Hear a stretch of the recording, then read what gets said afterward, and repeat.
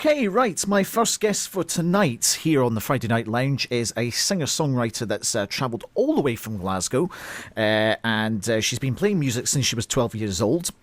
She was in a band called Reality Killed Us before moving towards her solo projects, which is now led on to getting a record deal with Monster Records earlier this year. She released a debut single, Superhero, 2 weeks ago, which we're going to hear just a wee bit later on. And that was launched at the Captain's Rest in the West End of Glasgow. And in fact, we're actually going to be speaking to Cami, who's just joining us in the studio just now. And we'll talk a wee bit more about her work just now. So, Cami, thanks for coming into Radio West Fife. Thank you very much for having me. So, Cami, what can I get now? You're obviously from Glasgow, yes. And you haven't really done a lot. Have you actually done any gigs in Dunfermline before? I've never done a gig in Dunfermline. So, anyone that wants to offer me a gig in Dunfermline, this is my advert. Big advertisement. This is my advertising. But you're obviously aware of the Dunfermline music scene, yeah. And could you maybe explain to us your interpretation of the difference between the Dunfermline music scene and what the Glasgow music scene could offer? I think both music scenes have so much to offer in different ways. The Glasgow one, obviously, I know it more, it's my background, and from what I know of it, there's so many venues that put on open mic nights that promoters are getting into, to getting unsigned local artists into, to getting more exposure. Their fans are coming down. You're getting tiny little bands from Glasgow selling out these venues sometimes, which is amazing. And those promoters are working really hard with bigger touring bands to get the local artists onto supports. But Dunfermline's got some great stuff going on. One of my favourite bands from the Glasgow area, Twin Atlantic. Oh yes, I saw them recently in the Alhambra, so they're bringing the Glasgow vibes over to Dunfermline, so it's all good. And obviously, it's coming from Glasgow, it's very, very different. What would you say is the most unique feature of the Glasgow music scene that's probably nowhere else can provide? I'm going to be really biased and say King Tuts. King Tuts? Yeah, no one else has King Tuts, and King Tuts has done so much for music throughout the whole of the UK, from Oasis to a whole load of new bands that have come through, and they offer local artists the opportunity to go in and play slots there as well. Could you just explain what King Tuts is, just in case no one knows about it? Yep, King Tuts is a local music venue in Glasgow. It's a bar and music venue, and they put on some great gigs. They've recently done a bit of a festival sort of thing for a couple of weeks over the summer to coincide with Tea in the Park, where they're getting local artists in. So it's really nice. It's an awesome atmosphere, so if you get a chance to go down, you should. It's very nice. Amazing. And let's come back to yourself just now. When was the first ever moment? Now, we obviously know that you were playing since you were 12 years old, but can you remember the first ever moment that you played music ever in your life? I was about 5 or 6 and I was learning recorder. Recorder, I remember that. Everyone starts on recorder. I was absolutely terrible at that. I took an interest in. Did I really? I don't know if you can be interested in a recorder. I don't think you can be. No. Can you actually call that a proper musical instrument? I don't know. Because you never see that in orchestras. Well, I'm being a Philistine here, but I've never seen that in the BBC proms. I've never seen any of that kind of stuff. That's true. You're onto something. And I think it was probably the first ever time in my life that I've realised that I have no musical talent whatsoever. So I've learned pretty much early on about that I couldn't play an instrument. But so yeah, 5, 6 was the first time you learned to play. But let's go to when you were 12 years old. Yes. Was that really the catalyst for you to? That was it. Well, I suppose it was like when I was maybe 9 or 10 and the Spice Girls were about and S Club 7 were about, and I was like, I want to be able to do that on stage. But at that point I didn't know that you could pick up a guitar and play loads of chords on it and make your own music, and then when I was 12 for my Christmas I got a guitar, and that was it. Best Christmas present? Best Christmas, certainly the one Christmas present I remember, because it's still with me. So. And you've spent a lot of time in your music department learning about the music and developing your songwriting skills, and that eventually turned into a band, Reality Killed Us. It did. I spent a lot of time when I left school just writing music myself, and then I went to university and I thought, I don't really like standing on a stage myself, so I want some people with me. And that was around the sort of time that I was getting really into the more pop punk stuff. Blink-182, Paramore were out, You Me at 6 were getting really successful, and I wanted to be jumping about a stage like that instead of like S Club 7 sort of from 10 years before. You wanted to do something edgier, sort of more punky kind of thing. Yeah, absolutely. So I put some posters up around uni, and over the course of a couple of months, Reality Killed Us was formed. And what happened to the band? You were only there for about, a couple of years maybe? I was in it for a couple of years. We had an amazing time, and it was a huge part of my life. And I will remember those guys till the day I die, but it's something that I had to move on from. I think individually, the 5 of us were all going in different directions artistically. So, any regrets? Not at all. None at all. My only regret maybe is that it couldn't have lasted longer than it did, but and I wouldn't be here now. So excellent. And of course, that led you on to the solo singing songwriting. What made you want to go solo with that? It was a difficult decision because I was like, well, I'd still want to play in a band with people, and I don't want it just to be one acoustic guitar and a vocalist for the style of music that I was writing. But I tried it with a few different people, and I was like, you know what? I'm the one person that knows what I want to do with this music, and only I can make it happen. So I've got some really good people working with me now, some really strong characters, and some people who believe in the music, which has been important. And they've let me believe that I can go on and do it myself without necessarily needing 4 or 5 people behind me on a stage to make it work.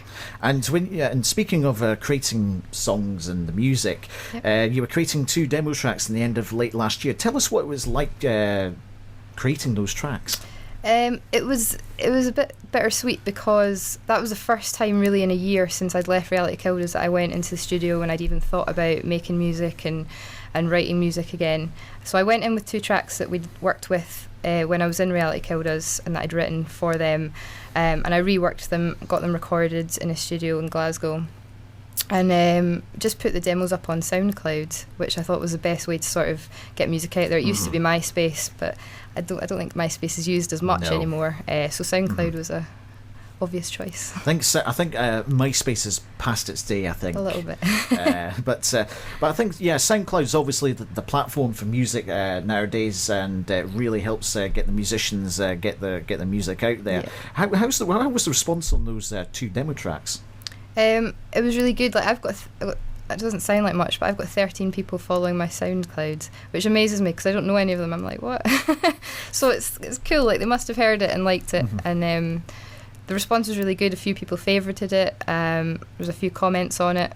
It's had a couple of thousand listens, so that's pretty good. I'm pleased with it. Yeah, pretty good results for starting out. And of course, that's all led up to your single "Superhero" getting launched at the Captain's Rest in the West End of Glasgow a couple of weeks back. Now, how did that launch go? I know unfortunately I couldn't go, but how did it go from your point of view? It was amazing. It was really good. I went down, set everything up from about 3 o'clock. People started arriving from about 7:30. First band was due to go on about 8:30. And there weren't many people there, so we put it off a wee bit, and then it got pretty busy, and then it was really busy a bit later on. It was really good. We had some wicked support bands going on. Altered Sky, who are another band from the Glasgow area, Glasgow and Alloa, they sort of go between the two. They do a lot of stuff through in Edinburgh as well. They were supporting a band called Banter, we're doing an acoustic set, and a band called Jack Ruby's Revolver as well, which are a local Glasgow band. That was their first gig, so it was really cool for them. Fantastic. So there was plenty of networking opportunities as well. Loads of networking. It was really good. And people from the label came down by Monster, and they were really impressed with all the support as well, so that was good for them to make contacts. Now, you've just mentioned Monster. Just tell us what it's like to work with Monster and really a record label in general compared to, say, just being an unsigned musician. Yeah, it's nice. You get a level of guidance that you maybe wouldn't get if you were doing it yourself. There's someone to maybe go to and get a bit of advice from on how you should be approaching things. I wouldn't have had the first clue about getting the single out onto iTunes, so that was helpful. So it's having people to actually deal with the technical sort of side. Yeah, I can write songs, but I can't do that. Stick to what you know, as exactly, they say. Exactly. And this is just the first of a big project that you're now working on, which is an 8-track EP. You've only just started to actually produce and write this together. So tell us, how's the EP coming along? I've got lots of material for it. I've probably got 15 or 16 songs sitting ready to be worked on, and I have to whittle that down to about 8 to go on the actual EP, which I'm working with my producer to do. So we're looking at some arrangements and what we can do with it. It's going well. And what are the main themes behind the EP? What's inspired the EP's purpose? The purpose of it, I want to get some more music out, and I've got a couple of different styles. Like I write a lot of pop punk stuff and a bit more slow stuff. So there's songs about heartbreak and songs about people I hate and people I love and all sorts of things on it. Personal experiences, effectively. Personal experience, yeah. Oh, brilliant. And now this EP, this is also going to potentially be released in HMV in Glasgow. Now, when I mention HMV in Glasgow, it's not just the fact that it's actually getting into a store, but they also support local artists, don't they? Yeah, they've started doing, maybe in the last 3 or 4 months, they've started doing a bit of a promotions programme whereby they invite local artists to come to them with their EPs. All the artists have to do is actually produce and mass produce the actual EPs to put to them, and they'll put them on the shelves. They'll do some in-store promotion for them, and they're running acoustic live events in the HMV in Buchanan Street for any of the artists that are doing it as well. And would you like to see this sort of thing happening in Fife and Edinburgh? Is it just HMV in sort of the Glasgow area that they do it? At the moment, I know that it's in Glasgow, but there is definitely talk of, if the EP is selling well enough through the Glasgow stores, to move it. They mentioned it to me, sort of Aberdeen, Edinburgh stores as well. So I think it's certainly something that they'd be looking to move into sort of the mass market with. And of course, it's not just the HMV Glasgow that it gets released to. Eventually, if it does well, from what I've read, is that it goes out to all of the HMV stores. Yes. So go and buy it when it's out. Exactly. Fingers crossed, and go and buy the EP, for goodness sake, buy it. Right, we're nearly coming to the end just now. Now, first of all, how do we find out more about your work? There's my SoundCloud, obviously, which is just go onto SoundCloud and search Songs by Cami. So that's me on there. And then my Facebook as well. And I've got Twitter. Facebook is, again, just Songs by Cami, and Twitter is Songs by Cami as well, I believe. Excellent. And now, Cami was going to perform live on the show today, but unfortunately you have a bit of a throat problem. I do. I have a sore throat, and I've got a gig on Wednesday, so I thought, no, I'll just rest up. Best conserve it, yes. Rest up. Yes, best rest up. But what we have is your single, which is Superhero. So in about 60 seconds, or at least a sentence, tell us what Superhero is about. Superhero is about looking up to someone who's not necessarily a superhero, doesn't walk about in a cape all the time, but who, for yourself and your own personal experience, has done something that has made an experience of yours better. Well, there we go. Thanks very much, Cami, for coming on to Radio West Fife. Thank you very much for having me. That was Cami, and here's her new single released a couple of weeks ago at the Captain's Rest, Superhero, on Radio West Fife.